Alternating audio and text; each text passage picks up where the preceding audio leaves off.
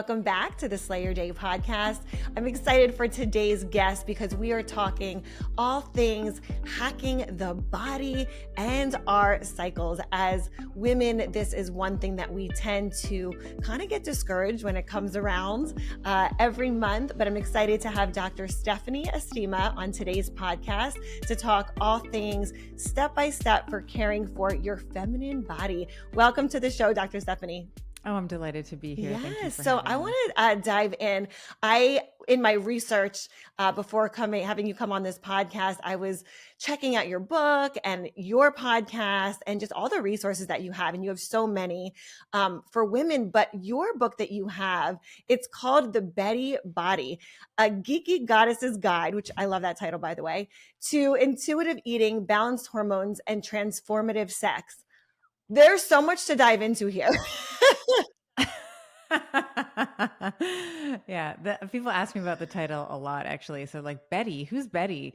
Why is it the Betty Body? And it was just as a quick backstory. So, you mentioned podcaster. I'm a podcaster. So, my podcast is called Better with Dr. Stephanie, and some of our like super fans started calling themselves Bettys, right? So, naming themselves after the podcast Better. And I said, oh, that's so cute. And it just was, and I started using it too. I was like, oh, that's really adorable. So started using it and it just kind of stuck. So the book was really like named after the fans of the podcast, my Bettys, my followers on Better.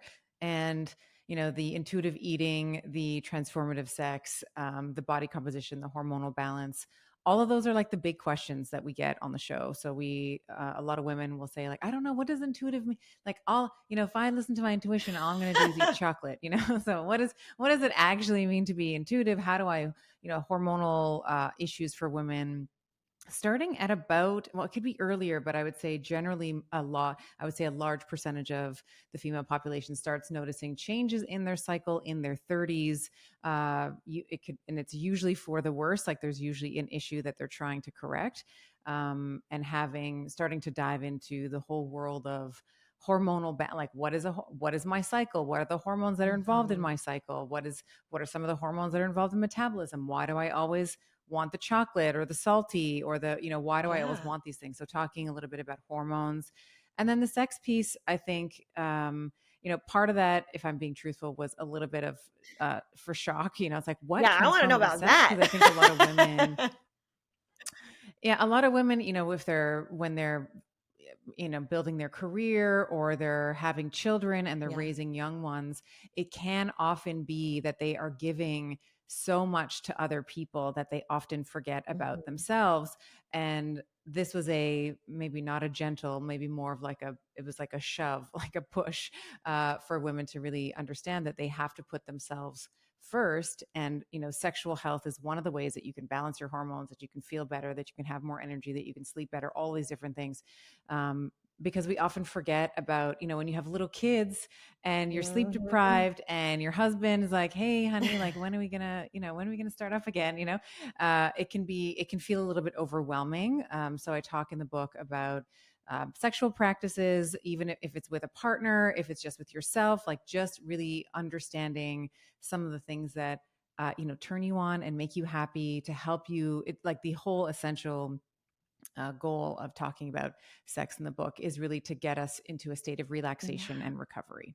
So we can dive in deeper into all those. Yes. All those I love this. well. So let's kind of take it in segments here, because I think there is so much to dive into, and I want to give our viewers and our listeners like just as much as possible over these next like 30 minutes. I want to just pick your brain and ask you a few questions about like biohacking our cycles, because this is something I'm very interested in, and in doing my own research and in kind of just like figuring out, I think as women, like, and you said this in your book, like it's something that we dread, like our cycles every single month. How do we take this thing that we've since, we got it for the very first time and probably weren't given the best information from the beginning? How do we take this and like hack our cycles to optimum levels so we can step into high performance, even when we might, be in that menstruation cycle period, or and I know that there's 4 different phases, so I want to dive into that too, but just to kind of like narrow down the question, how do we hack our bodies for high performance through our cycles?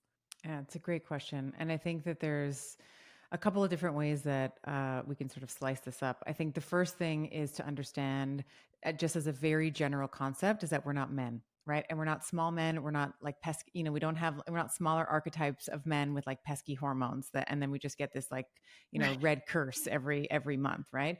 Our menstrual cycles meant in are meant to give us information about how we are showing up and how we are performing in the world. So if you have a particularly difficult cycle, meaning so the week maybe leading up to bleed week, and then maybe even once your period starts, when you start bleeding and shedding the endometrial lining, if there's a lot of cramping and you need to take medication, all of these things are signs that things are Mm-hmm. out of balance.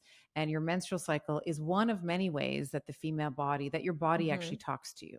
So in the book, I talk about this idea of like, you get a hormonal report card, Oh, I like like that. I'm like a type A, I'm like a, yeah. So you're sort of getting like, was it an A month, B month, a C month? Like, what do we need to do for the next cycle in our lives? And so if you are noticing very heavy flow, lots of cramping, the need to medicate, all of the, or, even, and I'll just, parse this apart from, PMS is very common. It's not necessarily Mm, normal.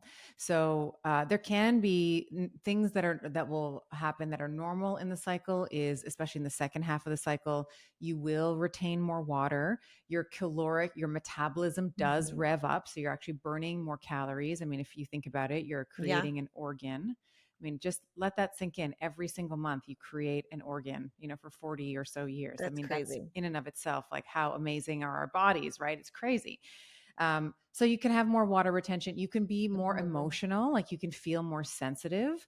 That's also another way that your Yeah. body is talking to you. It's like, hey, this is bothering me. Like if you're always getting Right. annoyed, I used to always notice like my husband would Yeah. be chewing and it would only bother me in the third or the fourth week Yes. of my cycle. I didn't care what he was doing. So I was like, what is going on there? What is the residue? What is Mhm. the conversation? What is the thing I'm not having with Right. him? And then I'm focusing on his Yeah. chewing, which of But course it's is not the interesting that problem. you It's not say the that chewing that's the because problem. in Yeah. doing my own kind of research and just like reading more about this lately, and I mean very lately, like as in the past maybe 6 months, um I have not only been able to like physically see these like changes in my body of like, oh, I noticed that like my my smell is heightened, or I noticed that like Yes. um Yeah.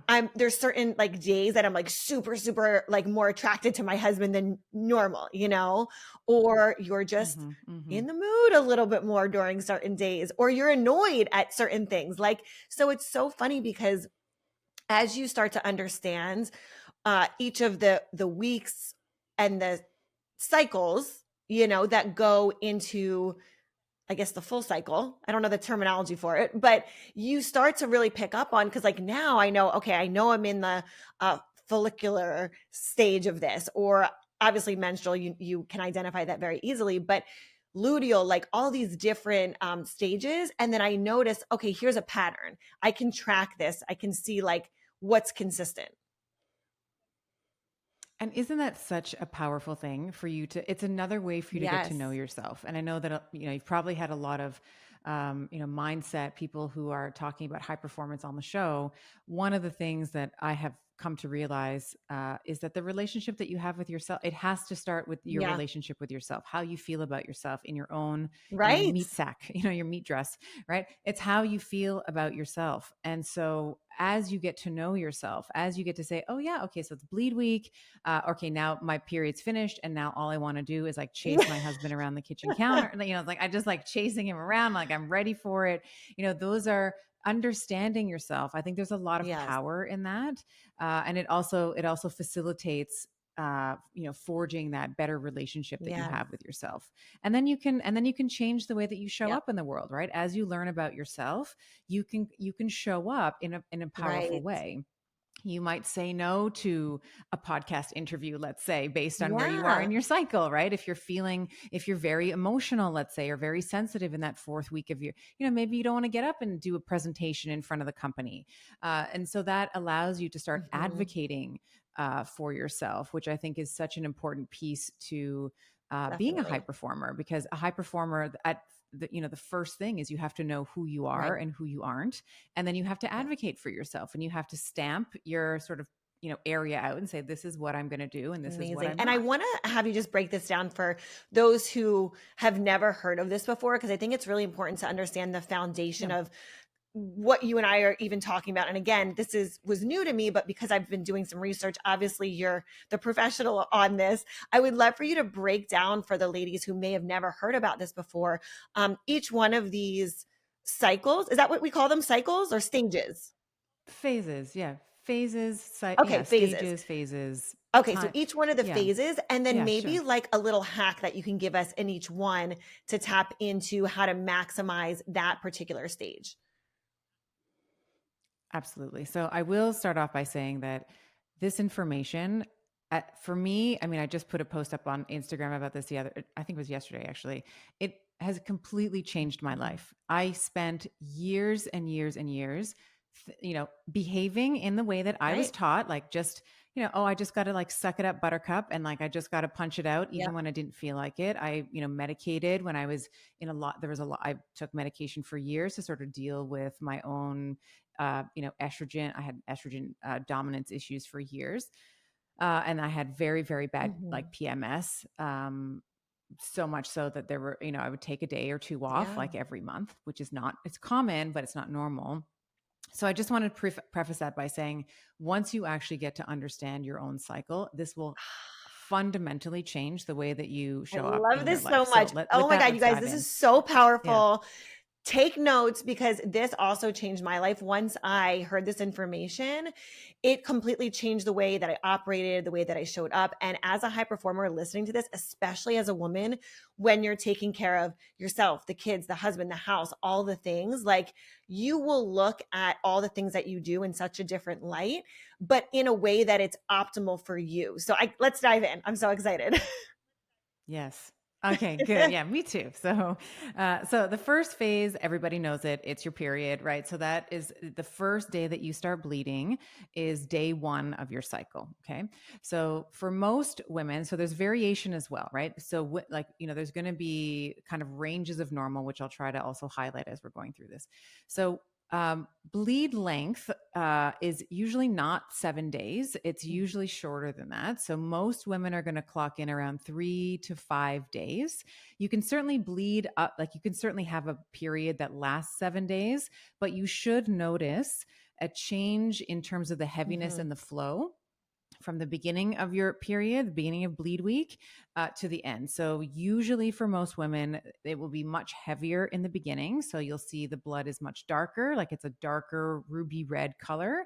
You can see some clots, but I don't like a ton of them. So, I often will sort of give the visual cue. Like, if you see a lot of clotting, let's say if you have a cup or you're wearing pads or whatever, no bigger than Okay. like a dime. Like the clots shouldn't really be bigger than a dime. So if you're seeing like quarter sized clots or larger, that's usually another sign. It's another way that your body's talking to you that there may be too much of one Oh, hormone or not interesting. enough of Okay. another. So looking at the flow should be heavy in the beginning, and then it should kind of taper off as the Mhm. week goes on. So if you have, let's say, a bleed of 5 days, maybe day one and day two is very heavy with that dark ruby red blood. And then as the week goes on, you'll see that the blood gets lighter. And then it might even see towards the end, it might Yep. even be brown. That's just old Okay. oxidized blood. Okay. So that's week one. In terms of what's happening with your hormones, most of your hormones are actually quite low this week. So we don't see a lot of estrogen. We don't see a lot of Mhm. testosterone. Progesterone's not around. There is just one hormone that's kind of working hard. It's called follicular stimulating hormone, or FSH. Um, and it does kind of what the name suggests. It's stimulating the follicles. So the whole point of the cycle, actually, I'll say this before we even get it a little bit more granular. The whole point of the cycle is to produce Mhm. an egg. It's to ovulate. That is the point of your cycle. It's not to bleed, although everybody knows when they're bleeding. The point Right. is to ovulate. Whether or not you want a child is a separate Yeah. conversation. Your biology doesn't care what you want. Your biology is Right. making an Right. egg. Okay. So we have the follicular stimulating hormone that's going to stimulate all the follicles, that's going to try to drive one follicle to eventually release the egg, which is ovulation, which we'll get to in a moment.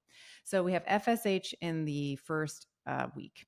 And your bleed week, as I mentioned, anywhere from like, we'll call it 3 to 7 days. Most women are going to be somewhere around 3 to 5. And I always get asked this question, so I'll just preface it. Some women will say, well, I spot a lot of days. Like I get these little like 1 drop, 2 drops, let's say in my underwear or my panty liner or whatever before I start bleeding. That's not day 1 of your cycle, that you're still in day 4, you're still in week 4. But what that is indicating is probably you have a progesterone deficiency, but I'll come back to that. I'll circle back around to that. Oh, So wait, week 2, but we can we finished talk real our quick period. about Yes. what is the Yes. best, maybe like Yeah. 1 or 2 little hacks that we can do during bleed Oh, week? great. Yeah. Yes. Okay, so bleed week, in terms of nutrition, one of the goals I would say is to replace the blood that you're losing. So I often talk about like blood building Oh. foods. I'm a meat eater, so at the risk of offending all the vegans and vegetarians, I do think that things like lamb and red meat, and you might even find yourself Yeah. craving those things because of the iron content. Like lamb is very good, like lamb stews or lamb shanks or anything like that, lamb chops. Red meat. So that's really a really nice tip nutritionally. Exercise wise, some women get a little in the first like day or two. Sometimes there can be like a lot of cramping, right? And the uterus is contracting. If you've ever had children, Yeah. you know what you know what that feels like. You know that if you've gone through like a traditional, or I should say, traditional sort of labor, the uterus will start to contract. So you get a mild version of that. So some women feel a little lethargic, and it's fine to Yes, take a that's day or what two I've off. noticed. Like when I started learning more about this, I kept trying to like really push through because every morning I wake up 5 a.m. I work out 5:30, get an hour workout in before the craziness of off to school rush has to happen. But what I would notice is I was so much more tired. And then once I learned that this was a natural thing to happen because my body was working harder, I would let myself just like sleep in an extra hour on those days. And it was really only the first 2 days, but my body needed it so bad. Okay, I'm so thrilled that you brought this up. Okay, so first, what you're demonstrating is a very rare quality. So I'll just highlight it and just reflect it back to you. Is something called auto-regulation, meaning that you are checking in with your body and saying, "Hey, like, what do you need right now?" And actually being an agent for yourself, like you're protecting and being the agent for yourself in terms of what you need. You said something about sleep, which I think is important. Women typically have 2 bedtimes or 2 sleep durations. Okay. So we have the sleep duration around our periods. So immediately before, and then when your period starts, and then you have the rest of the cycle. Women's sleep needs are different than men's. In general, even when you're not around your period, you will need anywhere from 15 to 30 minutes more of a total sleep cycle than your Yes. See, male I tell my husband counterparts this all the time. will need. Luckily, he understands it. Well, that's wonderful. I'm so happy to hear that your husband understands it, because there's a lot of, and there are some, we'll say, influencers and media personalities that talk about this idea that you only need to sleep for 6 hours, or you only need to sleep for 7 hours. And if you're sleeping more than that, then somehow that means that you're inflamed, you're not a high performer, somehow your body's inefficient.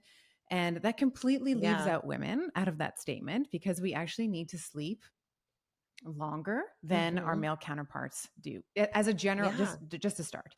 And then when you get to your period, you need to actually sleep more. I feel that. I mean, I think also because I'm very in tune with my body. My cycle is very regular. So again, I know I can feel the different, not just emotions, but like everything through my body. I feel it very intensely. Like I know when I'm in, and I think also Right. because now I'm more aware of it, now because I understand it more, it's allowed me to become more in tune with it. But I remember for so long, I would say, I'm just going to like work through it. I'm just going to get up and I'm going to be tired and I'm just going to deal with it. Yes. And then Yes. once I learned this, that I needed more sleep, especially in those first couple of days, I was like, oh, it all makes sense now. It was like such a relief to hear it because I thought I was crazy. Like, oh, I'm just, extra tired and I just need to toughen up. Yeah, no, we don't need to toughen up. I like to say like women are just like guacamole, like we're just I extra, love it. and it's like, and we should pay for that, right? So we should have the luxury if we need it Yeah. to sleep more.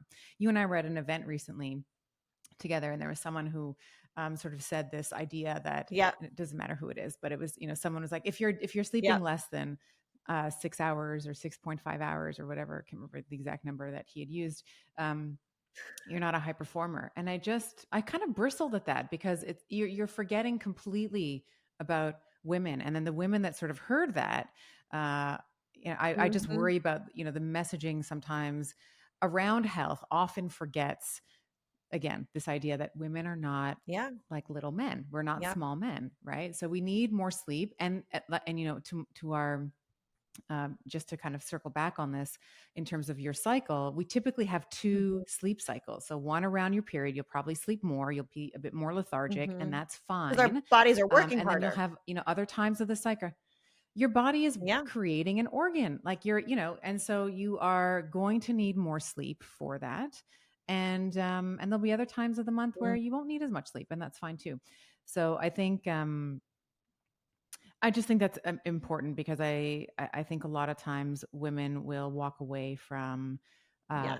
advice and just think that there's something, like women generally. I Yeah. do this as well. No, So if I'm with you. something doesn't fit doesn't fit me, I'm like, Right. what's wrong with me? Why can't I make this fit into my life? And I think women by Right. default do that. So I just want to give women the permission to sort of think like, maybe it's Mhm. not you, it's just the advice that you've been given by someone who Right. doesn't And also understand. something that helped me as well was when I heard men are on a 24-hour cycle and women are on a Yeah. Yeah. 30-day cycle or 28-day cycle. And I was like, wow, like that makes so much more Yeah. sense.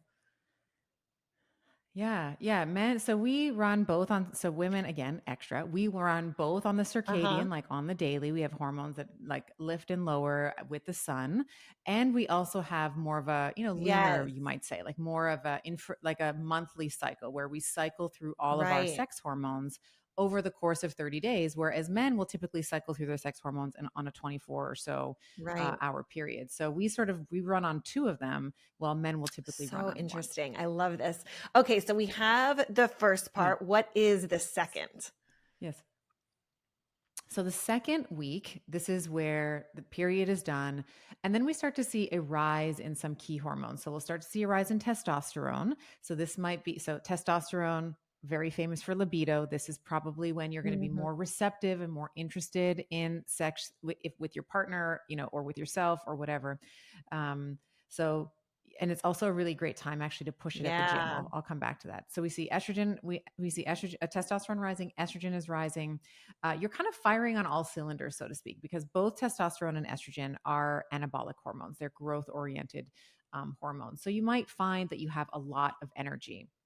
And in terms of kind of giving a tip in terms of high performance, you're going to, if you have been thinking about what are some of the things that you want to be Mhm. achieving this month, this cycle, this is a beautiful week to get it done. Like you have a lot of energy to actually create a lot of Yeah. forward momentum.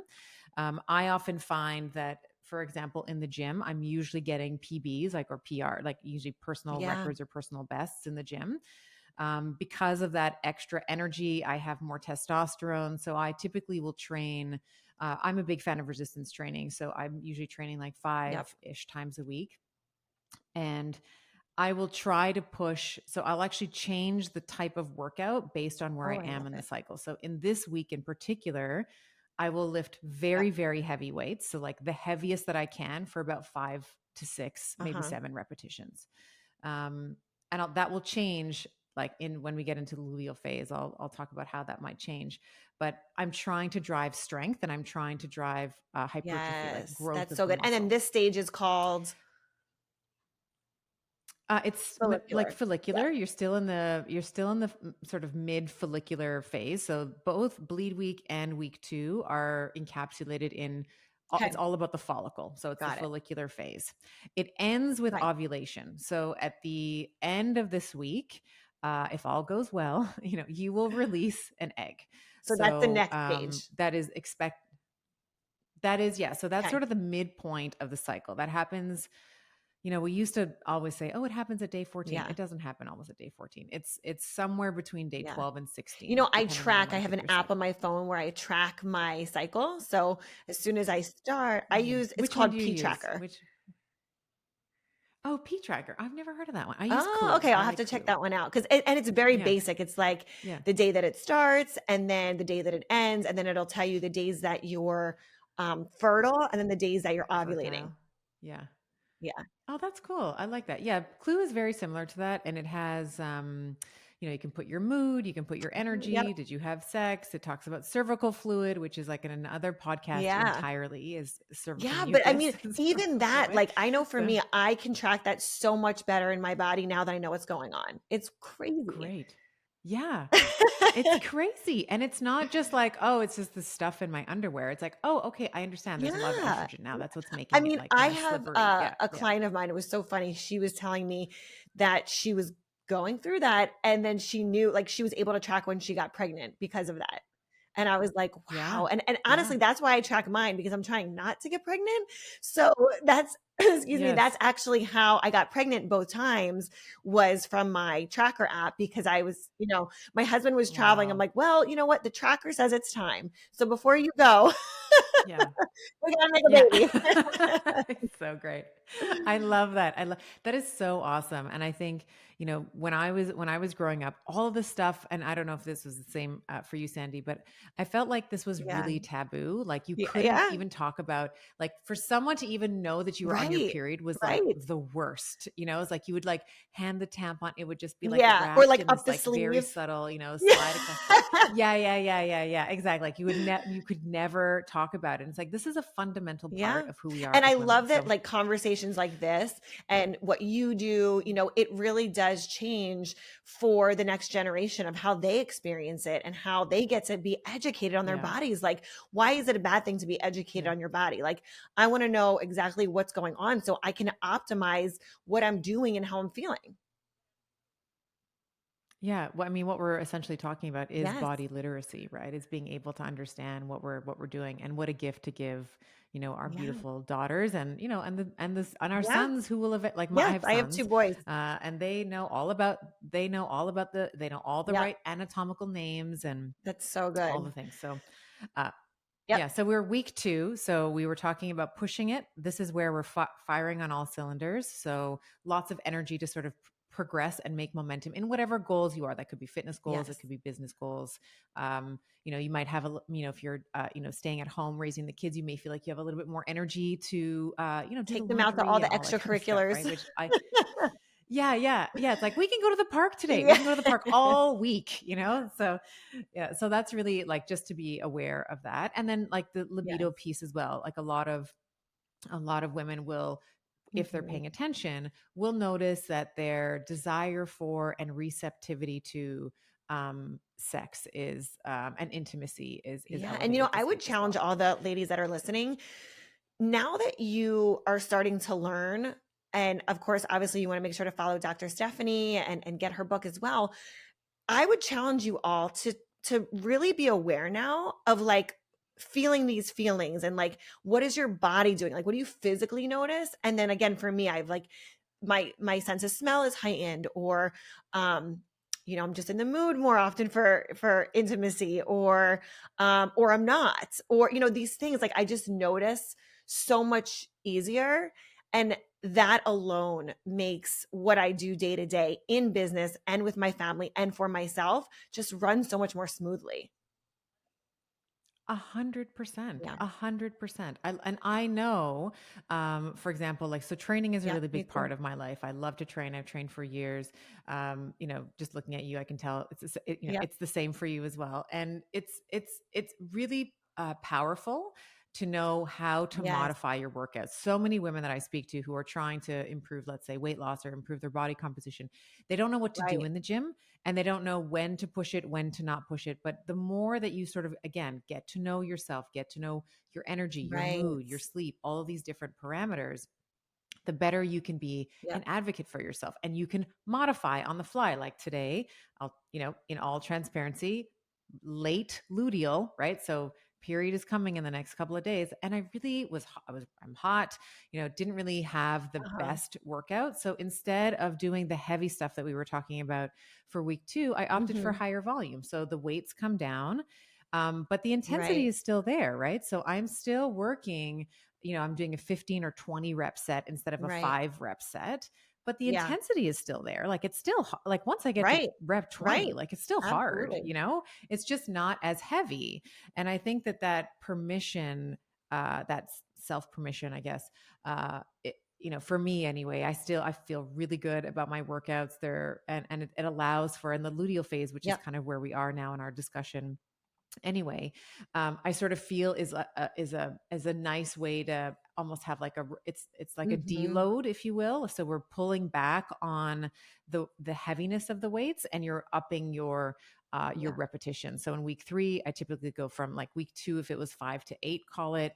In week 3, it's maybe Yep. like 8 to 10. So, like, the weight is lighter, but the Right. volume is slightly higher. And then in week 4, where I am currently, it's usually going to be like a 15 to 20 rep set, and then the weights are much, Yes. much lighter. Um, yeah. So that's kind of how I like to think about it. And then you might also find Hmm. emotionally, the other thing I want to talk about, if I can, emotionally, in week 3 and 4, this is sort of like when fall, I know being in Florida, there's not really fall, but for some of the, Yeah. I'm on the East Coast. So we have fall, where, like, the leaves kind of, Yeah. change, the weather cools off. And this is the time for, like, the pumpkin spice lattes, and it's time for the Soups scarves and and the high the boots and the yeah. sweaters and stuff, the soups and the comfort and, like, the Yeah. staying in. Like, you may also find that in that luteal phase, it's kind of like your Yeah. fall, where you might find, like, I want to stay in. I want to, it's kind of like your get stuff done, or get, I don't know what Yep. we can swear here, but GS, like, get stuff done, right? So it's like you may feel like you're Uh-huh. very productive, as many of us do in the fall, because we're in a Right. little bit more, and maybe you do work around the house, or you're just getting Yep. things in order. It's almost like a nesting Yes. period, right? You're getting things in order for that Yep. proverbial winter. Um, so you may find that's true for you as well. I certainly Yep. find that I'm less extroverted, like, I'm less likely to want to go out and, have dinner with, I mean, even though we have a wonderful Yeah. network of people, like, sometimes I feel the desire to sort of be more Right. introverted in Oh my my gosh, luteal phase. it's that is so spot Um, on yeah, because I feel like I'm an extroverted person, but I definitely like when I'm in certain phases of my cycle, I totally yeah, feel this. And I'm like, I know my personality type, but I know like in this phase of my cycle, like I'm just more like I want to be at home on the couch with my kids in a blanket and a hot cup of yeah, I don't yeah, know, chocolate. you know? So or yeah, tea or whatever, totally, but yeah. like I so get this because I feel this like I see the difference. I see the difference in 1 week to the next. Yeah. Amazing. And it's not, and the other thing I'll say about the luteal phase, which I think is a beautiful, which I think for many years was sort of stigmatized and is sort of poo-pooed on, if you will, was that, you would hear these kind of derogatory comments about, like, oh, is it that Right. time of the month? Like, if you were sensitive, like, I remember I can't even remember what commercial it was. I was watching some commercial. I started crying and I was like, oh my God, the babies, like, or whatever I was, whatever it was. And, I think that again, as a way of your body talking to you, if you're getting annoyed with something, or Mhm. you're feeling sensitive or emotional about something, it's usually a kind of signal from your body telling you to maybe pay attention to Right. this, or maybe there's something that needs to happen in the next cycle of your life, like the next cycle that's coming up, for you to maybe try to Yes. course correct. So sometimes, it might be, I sort of mentioned it before. I'm like, my husband's chewing was just like, why is he chewing this way? And it would only happen once every 4 weeks, Right. coincidentally, that the way he was chewing would drive me bananas. But there was a conversation that I was avoiding having with him, right? Mm. So there was like some residue in our relationship that wasn't being addressed. That was kind of Right. Like that manifesting, was if you the, will, as like me being yes. agitated. Like I was focusing on his Right. I chewing, think this was like a but King of really what Queens episode, because it's so funny. I that show, it rings a bell for me, where she was like the chewing, but it was like something else deeper that they needed to like address. Yeah, but Oh, it was so really? fun. What is King the of show, Queens. did you say? King of Queens? Yeah, Oh, with okay. I haven't heard of that. Okay, oh King my of gosh, what's Queens. his name? Leah Remini and I forget his name right now off the top Leah of my head. Remini. Yeah. Oh, that's Yeah. so funny. Yeah. But it might be that you might be annoyed by your, I don't know, your mother or a friend or what, maybe Yeah. your kid, something's happening where you're like, okay, I see the trajectory Right. of where this is going, but it's manifesting in this way that's sort of, it seems a Like bit more elevated. Like it's not intrusive a that normal week. response that you would Yeah. have. Yeah. Right, right. But it's a signal for you to say, hey, maybe in the next cycle, maybe we want to work towards Right. rectifying this so that we don't. And magically, my husband's chewing doesn't bother, like it's not Right. bothering me this week. Like I don't care how he chews. Because we've had this conversation. We've sort of, I mean, it was a Yeah. difficult conversation, and it was, but it was something that had to Right. happen. So I think that that's how I view that emotionality or that exquisite Right. sensitivity. It's not something to run away from or be like, oh, it's just my stupid Right. feminine nature, It's a or oh, there she superpower. is Like on this her is period truly a again. superpower It's a when you can superpower. tap into this Yeah. and not ignore all Yeah. of these like signs and I don't even want to say symptoms, but like really just signs of what your body is telling you, because it's so powerful. And it's like maybe having that conversation, like that was a thing that allowed you to say, look, we need to have some dialogue on this, because I know that this is bothering me, but like let's address it so this doesn't happen again.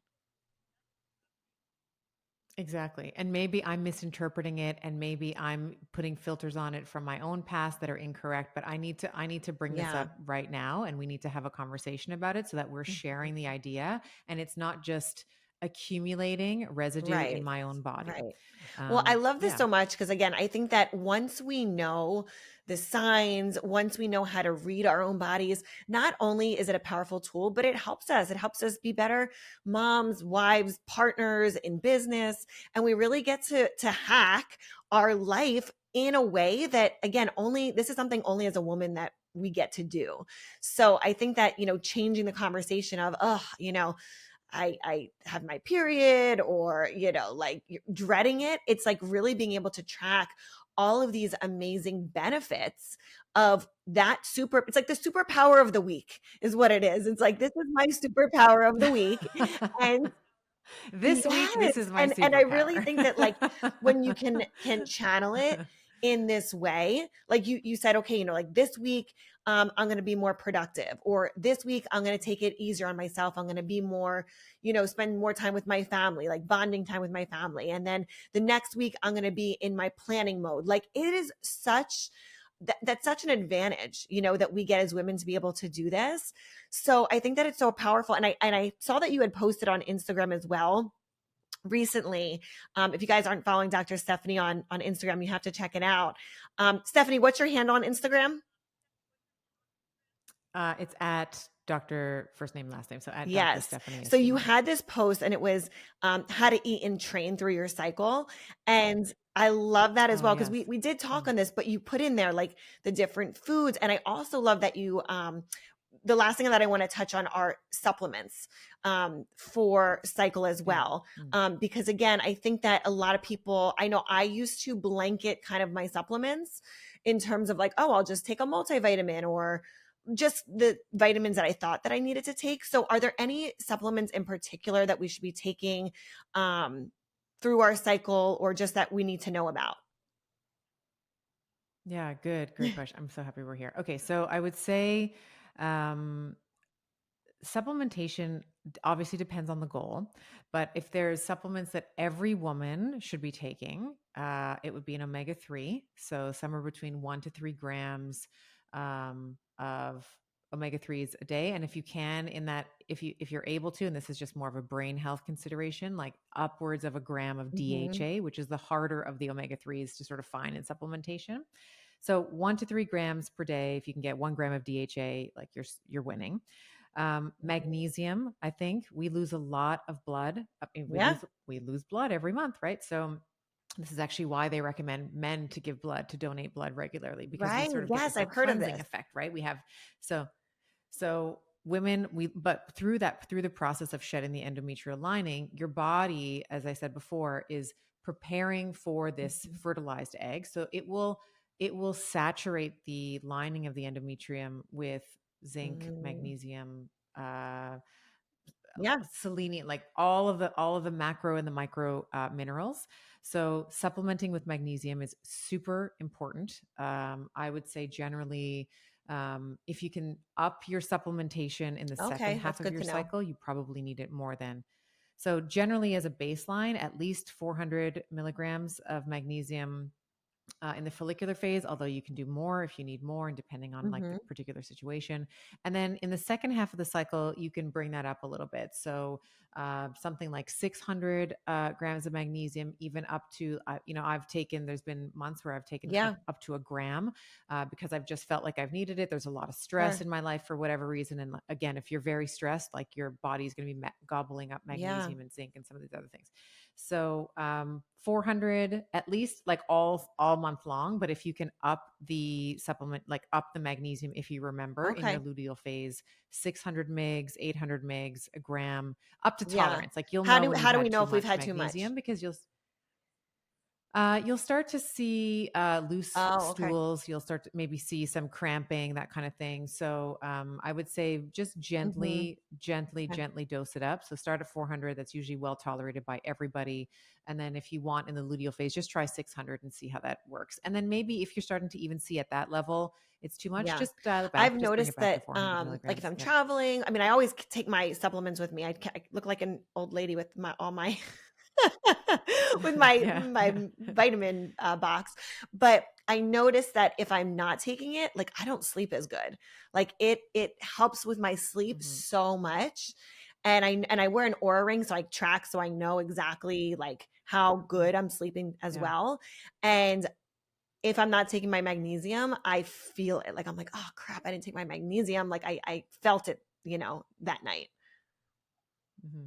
Yeah, yeah, and it's a beautiful, also calms down the Hmm. nervous system. If Yep. you take it in the evening, as you've been describing, does help. A lot of people will report that it helps with their sleep, so Hmm. that's really great. Glycinate is the version that I like to recommend for most people. So there's lots of different forms of magnesium. Magnesium glycinate or bisglycinate is another. It's exactly the same molecules, just different wording. Very bioavailable. If you are taking magnesium for sleep, L-threonate is also a nice. So Hmm. magnesium L-threonate also crosses the blood-brain barrier and also has been shown to help with sleep as well. So if you're someone who struggles with sleep, sometimes women will struggle with sleep around the time Right. of their period. They might be running hot, that kind of thing. Magnesium can really help. So that's I said magnesium. I said omega-3. Um, Omega. Vitamin D actually would be the other one. So this is it's not really a vitamin. It's actually a prohormone. Hmm. It's like a pre-hormone, if you will. And it's a prohormone to our sex hormone. So it's going to help with the eventually downstream effect. It's going to help with the production of some of our sex hormones. So all through the year, I would say anywhere between 2,000 and 4,000 international units is great. If you live somewhere as I do, where we have All the fall season. and winter, uh, yeah, all the seasons, I would say you can even in the winter months where there's less exposure or less opportunity to go out in the Hmm. sun, then you can increase Yes. that dosage well. I would even say, to be honest, though, I've had patients Yeah. in Florida where we look at their vitamin D status, and because all of us are kind of Right. indoors all the Mm. time, it's we I had a patient in Orlando, and her vitamin D, gosh, I can't remember the exact number. It's like 25. And it needs to be like between Wow. 45 and 70. And so you're living Yep. in the sunshine state, right? So just because you live in, the Right. beautiful state of Florida or Texas or California, or wherever you are, wherever you're listening, doesn't necessarily mean that you Right. have adequate exposure or adequate, vitamin D levels. You Yep. always want to test it, but as a bare minimum, I'd say 2,000 to 4,000 international units of vitamin D in supplement form is going to be sufficient for the vast majority of Amazing. people. Dr. Stephanie, you are such a wealth of knowledge. Thank you so much for being here today. We talked sleep and hormones and cycle and supplements. Where can everybody find and connect with you after the podcast here? Well, let me also just say it's been a delight talking to you as well. I was so happy to meet you in the capacity that we have. And you did so much research in prep for this as a high performer, as you should. So I just Thank want to reflect you. that back to you. I was very impressed with your depth of knowledge and the prep that you did for this. So if you want to interact with me more, I too have a podcast. It's called Better with Dr. Stephanie. We talked about that. On Instagram, as you mentioned, Dr. Stephanie Estima. And then I'm relaunching my website, but right now the website address, you can go to Hello Betty. So again, there's my little Betty name, hellobetty.club. And we have newsletters there. We have blogs. We have, the podcast episodes are hosted on that website as well. So HELLOBETTY.CL. Amazing. Thank you again for being here. Go follow Dr. Stephanie. And look, this is the way that you get to hack your high performance. No better way to do it. Dr. Stephanie, thanks so much for being here today. Thank you so much for having me.